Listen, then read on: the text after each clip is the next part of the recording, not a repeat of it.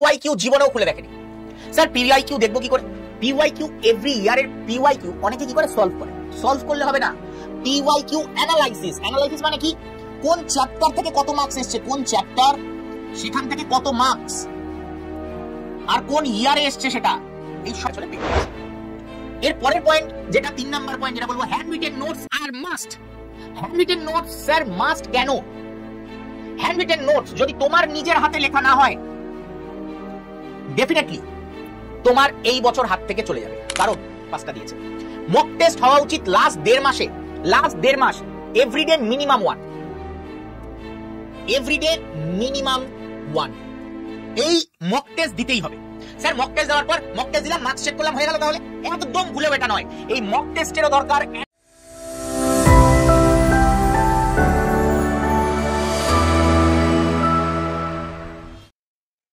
Students, welcome to our আড্ডা 24/7 Bengali channel.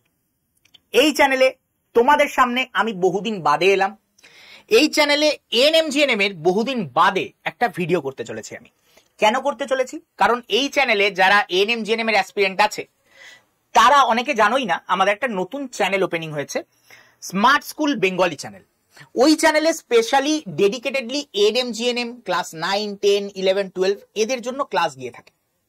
যারা যারা এখনো দেখোনি চ্যানেলটাকে গিয়ে অবশ্যই ভিজিট করো, আর পারলে সাবস্ক্রাইব অবশ্যই করে নিও। এইবার আসছি আমি আজকের ক্লাসে।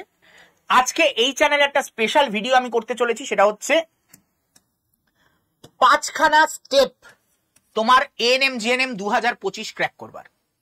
এই 5খানা স্টেপ ফলো না করলে কিন্তু এই বছরের এএনএম-জিএনএম হাত থেকে বেরিয়ে যেতে পারে। তাহলে এই বছরের এএনএম-জিএনএম কে যদি হাতের মুঠোয় রাখতে হয়, তাহলে তোমাকে প্রিপারেশনে নিতে হবে অতটাই জোর কদমে। তো চলো আমরা সেই 5টা স্টেপ দেখে নেব এএনএম-জিএনএম পাস করবার।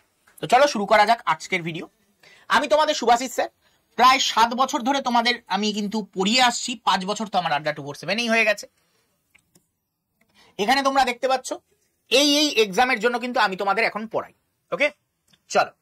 তো ফার্স্ট পয়েন্ট, যেটা ফার্স্ট পয়েন্টার এএনএম-জিএনএম ক্র্যাক করতে গেলে, সেটা হচ্ছে প্রিভিয়াস ইয়ার কোয়েশ্চেন অ্যানালাইসিস। অনেকে পরীক্ষার প্রিপারেশন নেওয়া শুরু করে, কিন্তু প্রিভিয়াস ইয়ার কোয়েশ্চেন পিওয়াইকিউ জীবনেও খুলে দেখেনি। স্যার পিওয়াইকিউ দেখবো কি করে? পিওয়াইকিউ এভরি ইয়ারের পিওয়াইকিউ অনেকে কি করে সলভ করে। সলভ করলে হবে না, পিওয়াইকিউ অ্যানালাইসিস। অ্যানালাইসিস মানে কি? কোন চ্যাপ্টার থেকে কত মার্কস এসছে, কোন চ্যাপ্টার সেখান থেকে কত মার্কস, আর কোন ইয়ারে এসছে সেটা, এই সব কিছু একটা জায়গায় নোট ডাউন করা। যদিও বা আমি ক্লাসের মধ্যে সেটা করে দিয়েছি তোমাদের হয়ে, কিন্তু তোমাদের এটা কিন্তু নোট ডাউন করা উচিত। প্রত্যেক বছরের কোয়েশ্চেন নিয়ে একবার ঘাটো, কোন চ্যাপ্টার থেকে কত মার্কস এসছে একটা রাফ খাতায় লেখো। তাতে তোমার ধারণা তৈরি হবে যে কোন জায়গাটা আমাকে পড়তে হবে, কোন জায়গাটা আমাকে ছাড়তে হবে। এই ধারণাটা যেদিন তৈরি হয়ে যাবে, তোমার ক্ষেত্রে সেই পরীক্ষা ক্র্যাক করা ততটা ইজি হয়ে যাবে। অনেকে প্রিভিয়াস ইয়ার কোয়েশ্চেন তো দেখে, কিন্তু সেটা অ্যানালাইসিস করে না। তো আমি সবার উদ্দেশ্যে একটাই কথা বলবো, যারা প্রিপারেশন শুরু করছো প্রথম দিন আগে সেটা করো, সেটা হচ্ছে অ্যানালাইসিস। স্যার প্রিপারেশন তো আমি অনেকদিন আগে থেকে নেওয়া শুরু করে দিয়েছি, কিন্তু এখনো এটা করিনি। তাহলে বলবো এক্ষুনি করে নাও। তুমি দেরি করনি, এখনো টাইম আছে, তো এক্ষুনি এই অ্যানালাইসিসটা করে নাও, তাতে তোমারই লাভ হবে। ফার্স্ট পয়েন্ট আশা করি ক্লিয়ার। এবার আসছি আমার সেকেন্ড পয়েন্ট, যেটা হচ্ছে মেন পয়েন্টার্স গুলো ডিটেলসে পড়তে হবে। মেন পয়েন্টার্স ডিটেলসে পড়তে হবে বলতে কি বোঝায়? বইয়ের মধ্যে প্রচুর পরিমাণে শর্ট কোয়েশ্চেন থাকে, আর মেন পয়েন্টার্স বলতে ধরো আমি পড়ছি কোষ চ্যাপ্টার। এই কোষ চ্যাপ্টারের মেন পয়েন্টার্স কি? যেমন নিউক্লিয়াস একটা main pointer, mitochondria main pointer, যত রকমের কোষ অঙ্গাণু আছে এগুলোকে বলবো মেন পয়েন্টার। আর যখন আমি দেখছি যে কোষকে আবিষ্কার করেন বা নিউক্লিয়াসকে আবিষ্কার করেন রবার্ট ব্রাউন, এটা মেন পয়েন্টার না, এটা শর্ট কোয়েশ্চেন। আগে মেন পয়েন্টার যেগুলোতে কনসেপ্ট লুকিয়ে আছে, সেই কনসেপচুয়াল জায়গাগুলোকে তোমায় আগে পড়তে হবে, তাহলেই তোমার কমপ্লিট পড়া হয়ে যাবে। তাহলে স্যার শর্ট কোয়েশ্চেন গুলো কি পড়বো না? অবশ্যই পড়বো, সেইটার ব্যাপারে আমি একটু বাদে বলছি। কিন্তু তোমাকে মাথায় রাখতে হবে মেন পয়েন্টার্স আগে তোমায় ক্লিয়ার করতে হবে। মেন পয়েন্টার্স মানে কনসেপ্ট। কনসেপ্ট ক্লিয়ার না করে তুমি শর্ট কোয়েশ্চেন করতেই পারবে না, তোমার গোলাতে থাকবে, উদর ঘাড়েরটা বুদর ঘাড়ে চাপিয়ে দেবে।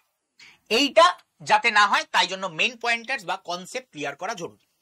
এইবার কনসেপ্ট ক্লিয়ার করতে গেলে আমাদের কাছে দুটো পদ্ধতি আছে। কনসেপ্ট ক্লিয়ার করতে গেলে দুটো পদ্ধতি, আমি বলবো তিনটে পদ্ধতি আছে, রাদার দেন তিনটে বলা বেটার। কি কি? একটা যেটা সব থেকে কঠিন উপায় সেটা হচ্ছে সেলফ স্টাডি। সেলফ স্টাডি কঠিন কেন বলছি? কারণ অর্ধেকে কেউ বুঝতেই পারে না কোনটা পড়বে কোনটা ছাড়বে, এই জন্য সেলফ স্টাডি হয়ে যায় সব থেকে কঠিন। যারা এক বছর কোথাও একটা কোচিং এ প্রিপারেশন নিয়েছো কিন্তু হয়নি, তার ক্ষেত্রে সেলফ স্টাডি ওকে, কিন্তু যারা নতুন অ্যাসপিরেন্ট তাদের ক্ষেত্রে সেলফ স্টাডি কখনোই ভালো উপায় নয়। ওকে, সেকেন্ড যেটা চলে আসছে, অনেকে কনসেপ্ট ক্লিয়ার করে ইউটিউব ভিডিও দেখে, ইউটিউব ফ্রি ক্লাস।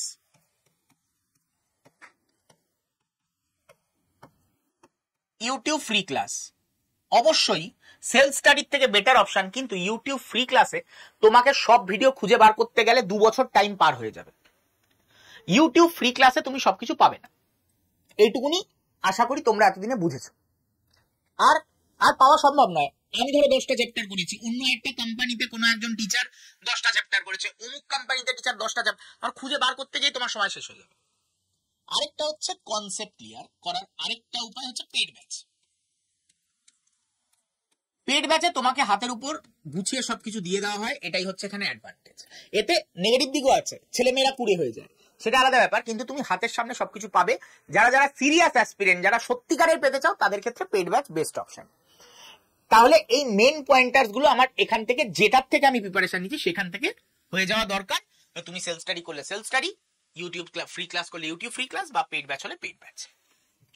এর পরের পয়েন্ট যেটা 3 নাম্বার পয়েন্ট, যেটা বলবো handwritten notes are must. Handwritten notes sir must কেন? হ্যান্ড রিটেন নোটস যদি তোমার নিজের হাতে লেখা না হয়, ডেফিনেটলি তোমার এই বছর হাত থেকে চলে যাবে। কারণ হ্যান্ড রিটেন নোটস দরকার কেন?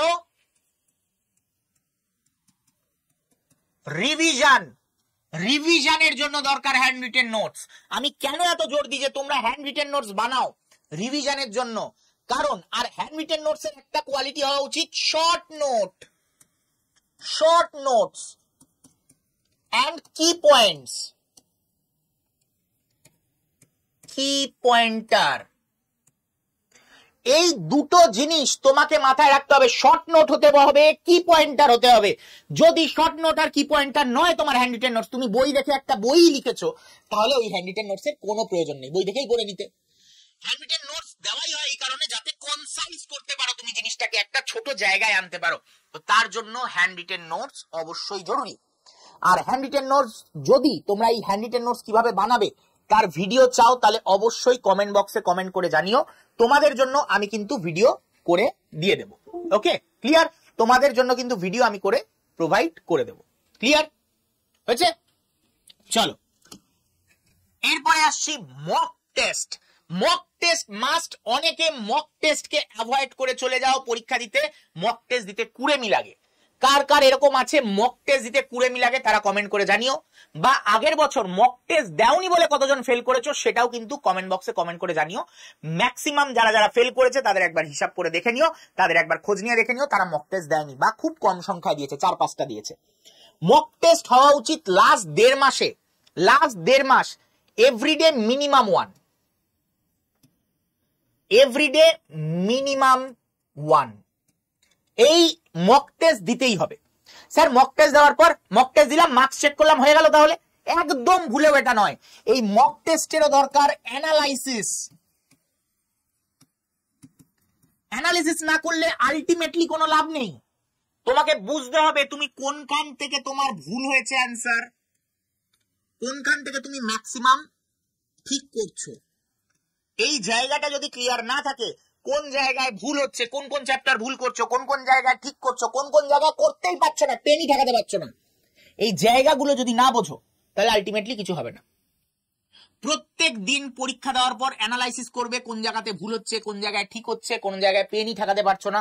এই জায়গাগুলো অ্যানালাইসিস করার পর পরের দিন ওই জায়গাটাকে ডেভেলপ করবে, পরের দিন সেই ভুলগুলোকে শুধরাবে। যেই চ্যাপ্টারটা পারছো না ওই চ্যাপ্টারটাকে আরেকবার ভালো করে পড়ো, তারপরের দিন আবার মানে মক টেস্ট দাও, দেখো ডেফিনেটলি তোমার পরের দিন মক টেস্টে নাম্বার বাড়বে।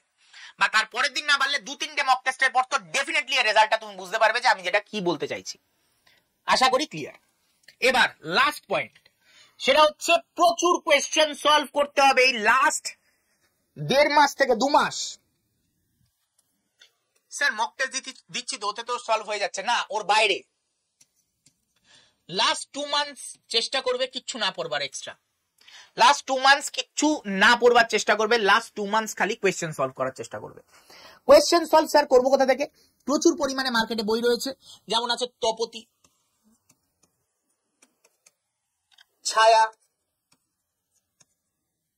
তারপরে সাতরা, এক্সাম বাংলা, ঠিক আছে? এই বইগুলোকে সলভ করো। স্যার কটা বই সলভ করবো এগুলোর মধ্যে? মিনিমাম 3টে। এইগুলোর মধ্যে মিনিমাম 3টে বই, একটা করে ধরবে আর শেষ করবে, এরকম 3খানা বই সলভ করবে মিনিমাম। আশা করি ক্লিয়ার। আর স্যার মক টেস্ট কোথা থেকে দেবো? মক টেস্টের জন্য আমাদের আড্ডা 24/7 এর মক টেস্ট আসবে, সেখান থেকে দেবে।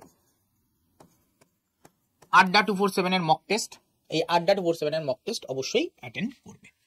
আশা করি ক্লিয়ার হয়ে গেছে। আর যারা যারা প্রিপারেশন নিচ্ছ, বুঝতে পারছো না কোন গ্রুপে জয়েন করবে, কোন হোয়াটসঅ্যাপ গ্রুপে ক্লাসের লিংক পাবে, তো তার জন্য আমি বলে রাখছি, এই যে রইল নম্বর, এই নম্বরে হাই লেখো। এই নম্বরে হাই লিখলে তোমরা লিংক পেয়ে যাবে, সেই লিংকে ক্লিক করে তোমরা হোয়াটসঅ্যাপ গ্রুপে জয়েন হয়ে যেতে পারবে আমাদের। তো আশা করি তোমাদের কাছে ক্লিয়ার কিভাবে হোয়াটসঅ্যাপ গ্রুপে জয়েন করবে। আর যারা ব্যাচ নিতে চাইছো, ডাইরেক্ট এই নাম্বারে কল করেও এএনএম জিএনএম এর ব্যাচে ভর্তি হয়ে যেতে পারো। বা আরো উপায় বলছি, তোমরা অ্যাপটাকে ডাউনলোড করে ইনস্টল করে নাও। আড্ডা 24/7 অ্যাপটাকে ডাউনলোড করে ইনস্টল করে নিলে, ইনস্টল করে নেওয়ার পর তারপরে এখানে তোমায় ক্যাটাগরি চুজ করতে বলবে। সেই ক্যাটাগরিতে গিয়ে স্টেট এক্সাম বলে যে ক্যাটাগরিটা আছে এটা চুজ করবে। স্টেট এক্সাম ক্যাটাগরি চুজ করার পর ওয়েস্ট বেঙ্গল চুজ করবে। ওয়েস্ট বেঙ্গল চুজ করার পর এখানে ইংলিশে হ্যালো, ইংলিশে হ্যালো চুজ করবে। করা হয়ে গেলে এইবার চলে যাও নেক্সট পার্ট। সেটা তোমরা দেখতে পাচ্ছ এই যে নম্বর, এই নাম্বার, এই যে নাম্বারে গিয়ে তোমরা কি করো, কন্টিনিউ করে দাও। এই নাম্বারে গিয়ে কন্টিনিউ করে দিতে পারো তোমরা তোমাদের নাম্বার দিয়ে, বা তোমরা গুগলে গিয়ে লগ ইন করে নিতে পারো। লগ ইন করার পর এখানে সার্চ বার পাবে, সেই সার্চ বারে গিয়ে ক্লিক করো। সার্চ বারে গিয়ে যেই মুহূর্তে ক্লিক করবে, সঙ্গে সঙ্গে তোমার লেখার জায়গা চলে আসবে, সেইখানে গিয়ে লেখো এএনএম জিএনএম, লিখে সার্চ করো। দেখো চলে এসছে এএনএম জিএনএম ব্যাচ। এই এএনএম জিএনএম ব্যাচে গিয়ে ক্লিক করো।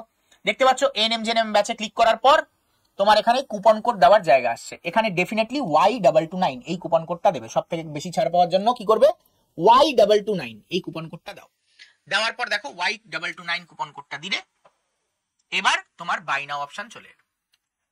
ওকে, দেখো দামটাও কমে গেছে। ওকে, দামটাও দেখবে কম দেখাচ্ছে, এখানে 2000 সামথিং দেখাচ্ছিল, ওখানে কমে 1600 সামথিং হয়ে গেছে। এইবার তুমি বাই নাও করে দাও। এবার বাই নাও করে দিলেই ব্যাচটা তোমার হয়ে যাবে। এই ব্যাচের মধ্যে কি পাবে, recorded class, live class, DPP solve, class note PDF, DPP মানে হচ্ছে daily practice paper, MCQ solve, GK ebook, mock test, counselling guidance সব তোমরা পেয়ে যাবে এই ভিডিওতে, এই কোর্সের মধ্যে। ওকে, আর আরেকটা উপায় আছে, এই যে নাম্বার দেখতে পাচ্ছ, এই নাম্বারে তোমার নাম, তোমার phone number, email ID, batch, এই সবকটা ইনফরমেশন লিখে পাঠিয়ে দাও। এই সবকটা ইনফরমেশন লিখে পাঠিয়ে দিলেই তোমাদের কাছে কিন্তু চলে আসবে মানে একটা কল। সেই কলটা অ্যাটেন্ড করলেই কিন্তু তোমাদের বলে দেওয়া হবে যে কিভাবে কিভাবে ভর্তি হতে হবে। ঠিক এইভাবে তোমরা জেনপাজের ব্যাচেও ভর্তি হতে পারো। কেউ যদি চাও যে স্যার জেনপাজের ব্যাচে ভর্তি হবো কি করে, সেম প্রসেস, জেনপাজ লিখে সার্চ করবে, তারপরে সেম ওই Y229 কোড দিয়ে তারপরে বাই নাও করে দাও, হয়ে যাবে। আশা করি ক্লিয়ার যে কিভাবে ভর্তি হবে। আর যারা যারা এই ভিডিওটা শুরু থেকে শেষ অবধি দেখলে, ভিডিওটা কেমন লাগলো অবশ্যই কমেন্ট করে জানাবে।